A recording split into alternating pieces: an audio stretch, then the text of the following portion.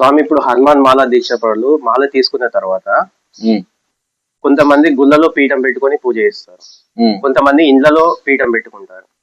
స్వామి ఇప్పుడు ఇండ్లలో పీఠం పెట్టుకున్నప్పుడు కొంచెం మధ్య మధ్యలో సహసిద్ధంగా జరిగేటటువంటి ఆడవాళ్ళకి కొన్ని ఇబ్బందులు కలుగుతాయి కదా, కొంచెం శుభ్రత లేకుండా. అలాంటి సమయంలో ఈ స్వాములు ఎలాంటి నియమాలు పాటించాలి?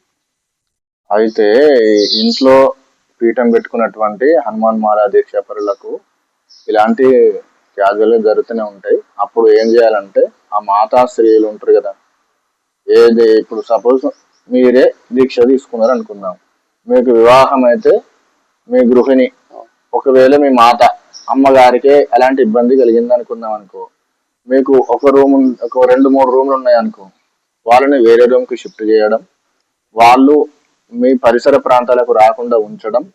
అట్లా ఉంచడం ద్వారా వాళ్ళు మీకు సాధ్యమైనంత వరకు ఆ ఇంట్లో కనిపించకుండా ఉండి వాళ్ళు వేరే రూమ్ లో వంట చేసుకొని అటే ఉండి అట్లనే వండుకుంటూ ఉండి మీరే భోజనం చేసుకొని మీరే తినుకుంటూ ఉంటే ఇట్లా ఉంటే చాలా బాగుంటుంది.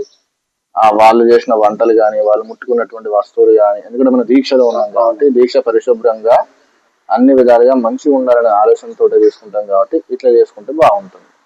ఓకే స్వామి.